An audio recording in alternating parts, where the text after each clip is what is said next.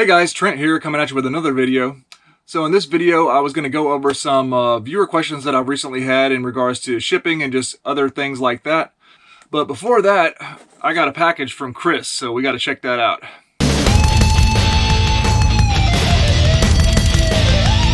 So if you're new to my channel, welcome in. My name is Trent. I'm a part-time reseller on eBay. I do it for fun and profit, and I take you along for the journey. So please hit that subscribe button for more great videos in the future. Yeah, I'm going to go over viewer questions, so we'll do that. But first, Chris McClure, viewer of the channel, wanted to donate this to me. I know of one item in there, but this is a pretty good sized box. And well packaged, I might add. This was a donation from Chris and his his son and daughter, Nicholas and Emily. So we're going to crack that open and see what's going on in there. I certainly appreciate it. It's always exciting to get something to be able to make a video about, and especially if it's in the realm of the stuff that I'm clearly a little bit interested in, right? So we'll see what we got. Let's crack it open. All right, I'll throw this in here real quick. I decided to go back to Big Lots and check the toys again because, like I mentioned, toys in Big Lots at my area are 50% off until Halloween, so a few more days left. Hopefully it's like that for everybody out there. Big Lots is interesting because they have toys that are like older, right? They're not the brand new in the store. I mean, they're brand new, but they're not the ones. It's like old stock for the most part. Like I think this toy here that I picked up 4 of these Disney Princess, what is it? Petite Rapunzel gift set. I picked up 4 of these. These were originally priced in Big Lots at $22, so they were marked down to $11, and then I got a little military veteran discount off of on top of that. So I see these selling for, like, on eBay you can sell, there have been more than one sales of them. First off, I'm looking for that for about 40 bucks, I'd say, total price paid by the customer. So for 11 bucks, I think I'm able to make over a $10 profit, hopefully. So I thought I would go for it. It's not the greatest, but, you know, we'll give it a try. All right, I thought I'd try the unboxing from this perspective this time. Let's try it out. All right, Chris, Nick, Emily, appreciate this. Did a good job on the packaging. You call me the packing ninja, but I think you got the ninja game going on as well, for sure. So let's see what we got going on here.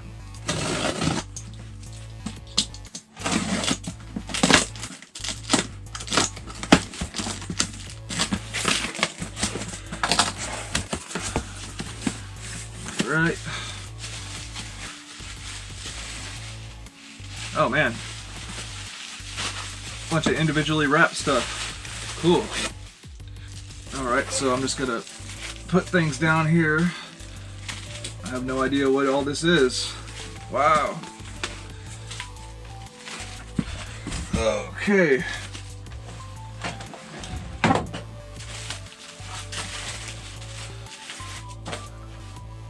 Whoa, that's a little bit, I don't know what that is, but that's a little bit more than I expected, guys. This is going to be interesting. I'm going to go for this one because I think this is the one that I know what it is, so we'll go for that first. Dang, Chris, where'd you get this tape, man? Some good tape. Can't remember if you sell on eBay or not, Chris, but you definitely got some good care in packing. I will say that. Okay, yeah. This is one half of the Dragon Walker. Now, in my a few videos back, I had Mark Wilson sent me some vehicles, and I had the top half of the Dragon Walker. But I believe Chris has somewhere in here like the rest of this, so we'll keep looking. But that's a nice piece. The decals are there. That's the base for the Dragon Walker. I'll put that right here for now. Yep. So there's the top piece of the Dragon Walker. Got the seat belt and everything.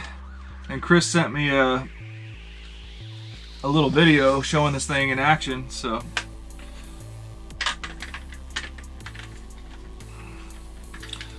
So there we go, we got the Dragon Walker. But the rest of this pile is intimidating because these look like they might be figures, and that's pretty insane. If that's what these are, like, boy, Chris, I don't know what to say, man. This is crazy.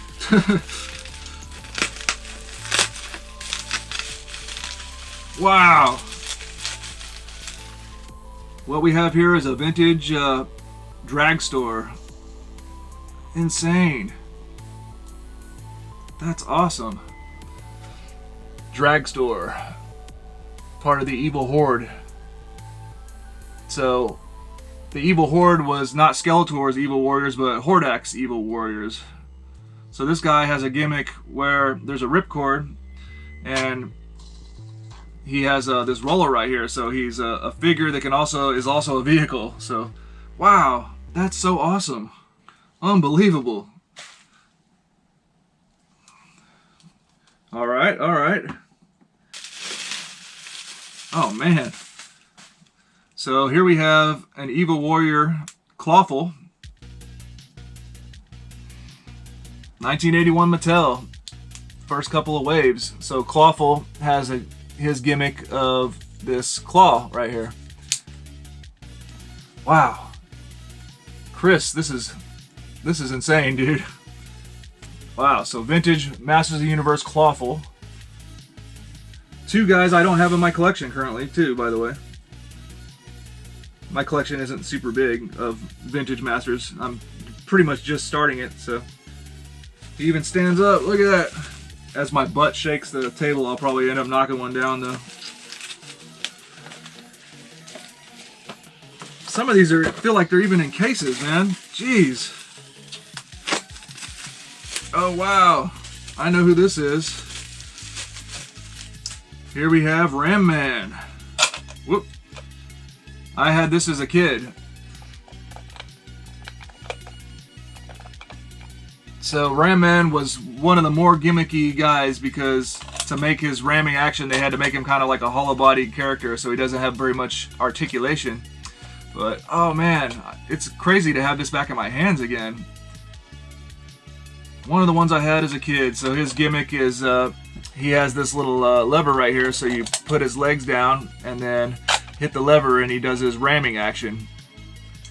So, Ram Man. Alright. Oh man, you kidding me? So here we have Thunder Punch He-Man.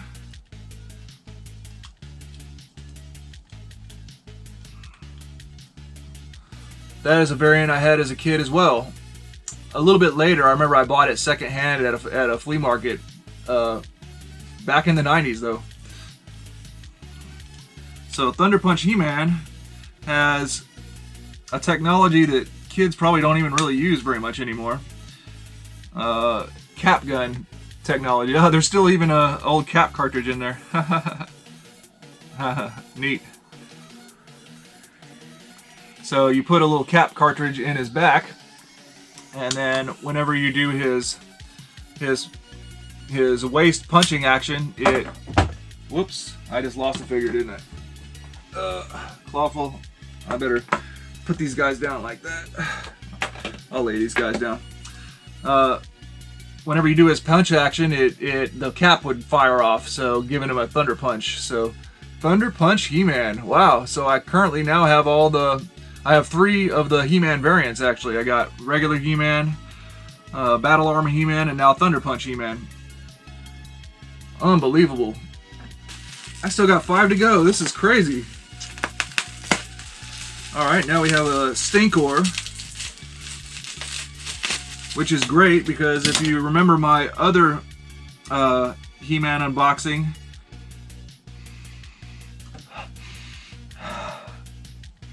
does he still stink? So there was a fragrance, I always forget what it's called, that these things actually they had a fragrance put on them to make them stinky for Stinkor, because he's like a skunk. But the one I have has damage to the legs, like shredded inner thighs for some reason. So this is a very nice looking condition, paint and everything for Stinkor. So this is an upgrade for my Stinkor actually. So wow, that's awesome. This is a really nice figure. So vintage Stinkor. Let's see what we got here.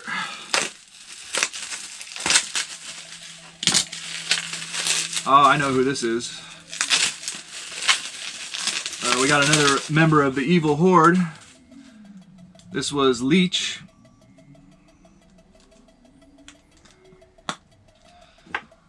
So Leech, member of the Evil Horde, he's got these suction cup-like hands and feet, but his face actually, there's a button in the back of Leech. His face actually is a suction cup. So just a Leech type gimmick.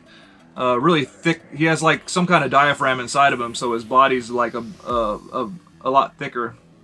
So another member of the Evil Horde that I didn't have, Leech, and paint and everything looks good on him too. That's a nice figure. Vintage 80s Leech. That's awesome. Oh, I know who this guy is too.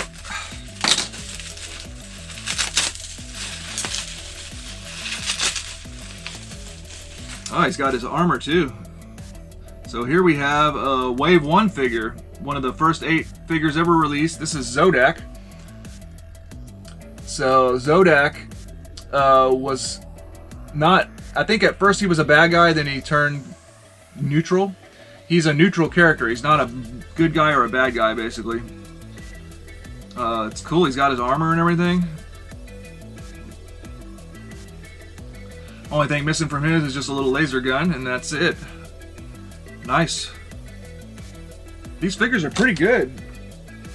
I mean, the worst conditions so far are just Ram Man. Ram Man is really hard to find in good condition because he always got bashed into everything. So, and Dragstore was drag raced on the ground, so I could understand that. But these figures are looking good, man.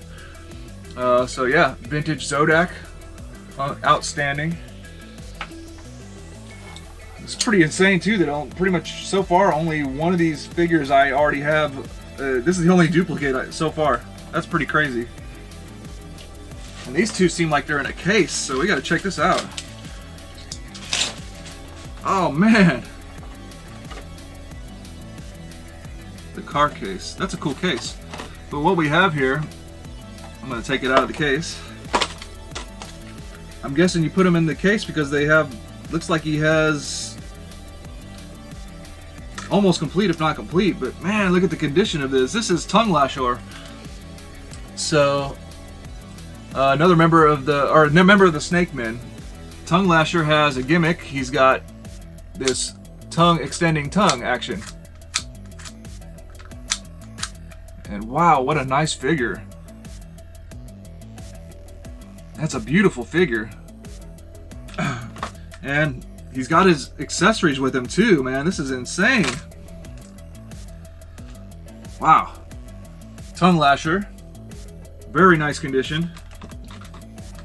Alright, one more. See what we got. This is incredible though. Ah, Spikor.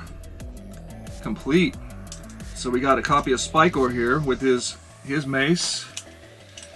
This is one I did recently get too. So we'll see. We'll have to do a comparison and see which one's the nicest one. But this guy's looking pretty nice.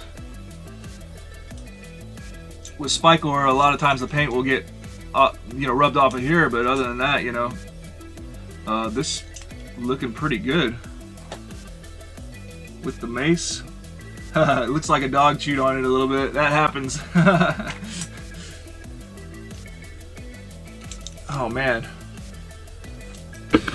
Dang, Chris, Nick, Emily. That's pretty insane, guys. Well, I don't have any expectations of people giving me anything, but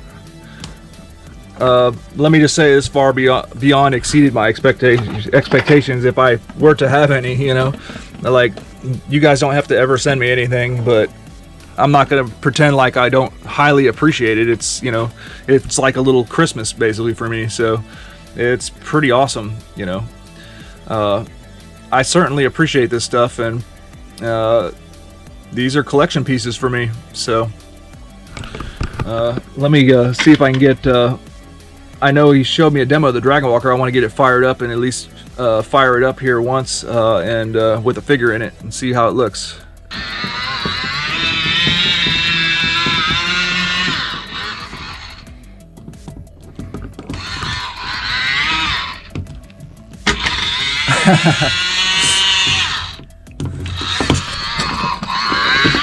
One other thing I would like to mention is, you know, that whenever people are giving me this stuff, you know, right now, you guys may see it just disappear. I still have, you know, the stuff that everybody I still have the stuff that Mark gave me, and I'm going to keep this stuff that Chris gave me, of course, and then I'm going to be working on, I think, if I haven't mentioned it before, you know, so we got my top part established here, but I think I'm going to clear this stuff out and make this all display as well. And I'm thinking about, actually, so Masters of the Universe Origins is the new line. I think I'm going to move Masters of the Universe Origins over in here somewhere. I'm going to clean all this stuff up. All these shelves, not going to be for eBay inventory and random stuff anymore. It's going to be strictly for action figures and stuff. And I think I'm going to move the Masters of the Universe Origins stuff over on these shelves. Then Vintage Motu, this stuff is going to start populating this area somewhere in here. So I'm going to have to push stuff back, and I'm going to make a display area. So, you know, you guys are sending me this stuff. I want you guys to be able to see it in more than just one video, you know. So whenever I go around and do my toy tour and stuff, I want that stuff on display. So that's my goal. If there's any other way I can, besides showing you my appreciation, if there's any other way I can show the appreciation, I think that might be a way to make sure that the stuff is on display. Guys, once again, this is unbelievable. Like, you said there was a little surprise in there, Chris. I had no idea. This is like the level of generosity from you guys. Certainly, I should talk to the camera. The level of generosity from you guys is incredible. I certainly appreciate that. I guess it makes me feel good that, like, I'm doing some videos that you guys are enjoying enough to where you're willing to send stuff, you know, for the sake of making content, and, you know, something that everybody can enjoy that watches the channel, of course. So hopefully everybody's getting something out of it. I know I certainly am, and I hope that the videos, you know, meet your expectations and everything. And my level of appreciation is just at the utmost. So once again, thank you to you guys and to anybody who ever sends me anything, and for you guys for watching my videos. It's fun, and let's keep doing it. Okay, so some viewer questions. Eliana D commented, "Great video. When shipping overseas, what process do you use in regards to shipping method?" It's a great question, Eliana. And I'm sorry if your name is Elena and not Eliana, but I think it's Eliana because it's E-L-I-A-N-A. So I hope I got that right. So that's a really good question that maybe some other people might want to know about. So for me personally, I signed on to the eBay Global Shipping Program as soon as it came out back in the day. It's been 3 or 4 years now, I think, at this point. So if you're enrolled into the eBay Global Shipping Program for your listings, you don't have to select it for your listings, but you have an option to select it where whenever an overseas buyer buys your item, they do all the logistics of figuring out the customs and all that stuff, and the shipping costs through eBay. They'll do that before they actually purchase your item. And then whenever they purchase the item from you, all you do is ship the item to, you don't have to do anything actually. You just print the shipping label like normal, and that shipping label goes to the Kentucky Global Shipping Program shipping warehouse. So you really only have to ship to a location in the United States. Then eBay takes over, and with another company, I think, ships that overseas, so that you're covered for the part that ships it over the seas, basically, and you're only responsible for getting it shipped there to Kentucky.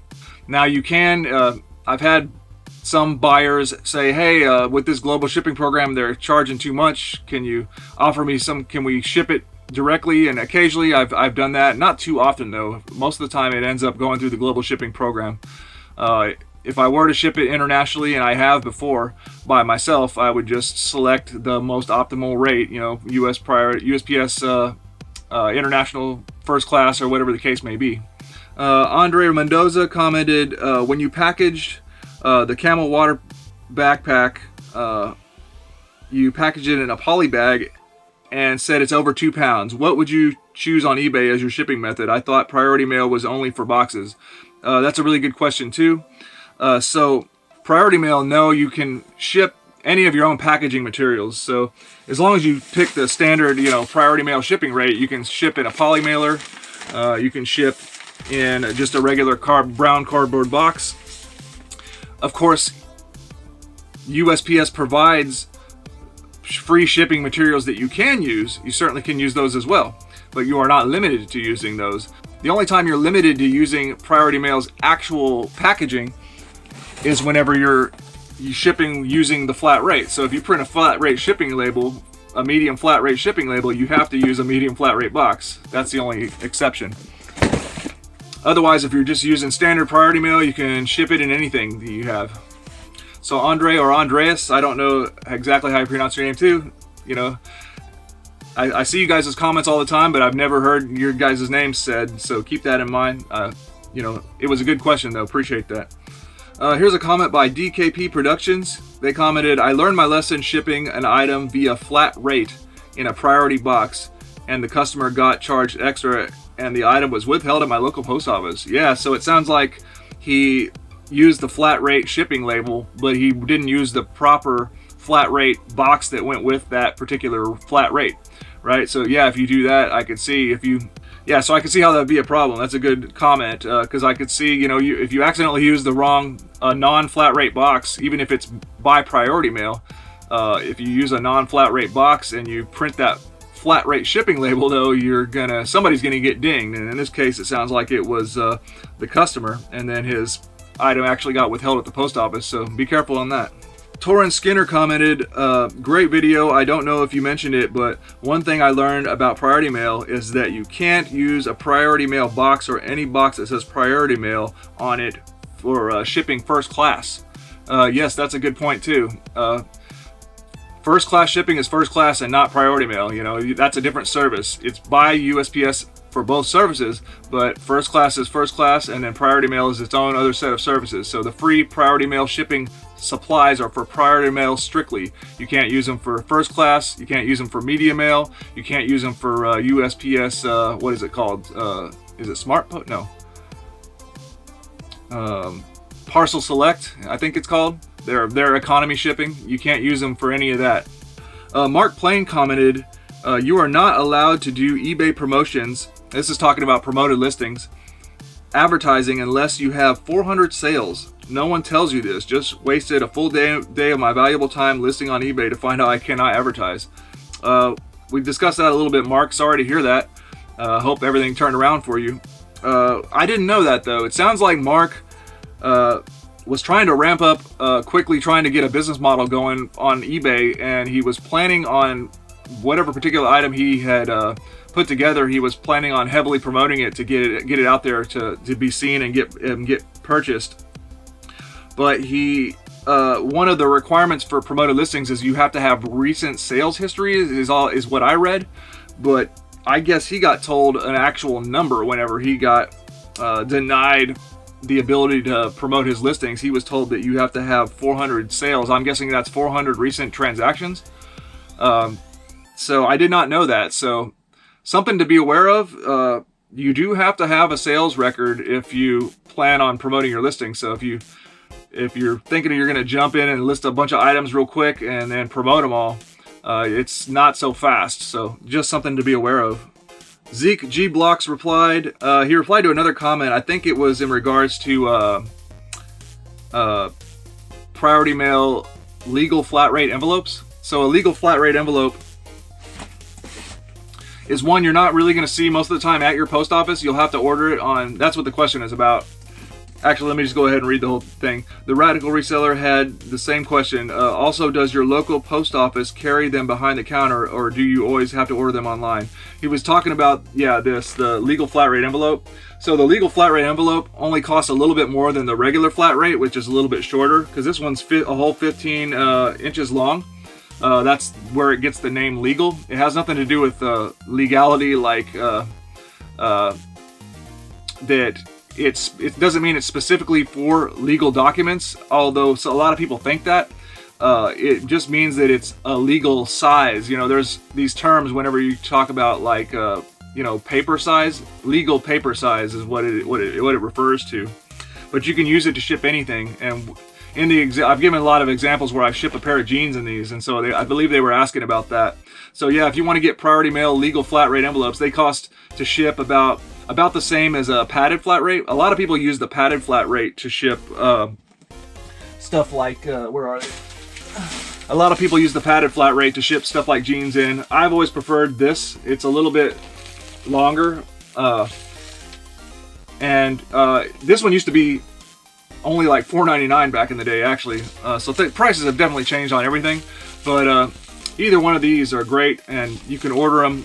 I think you might be able to find these at your post office, but realistically, if you're planning on doing a lot of sales, just go ahead and get your USPS account online going and order, you know, 50 of these and 50 of those and use them whenever they're applicable.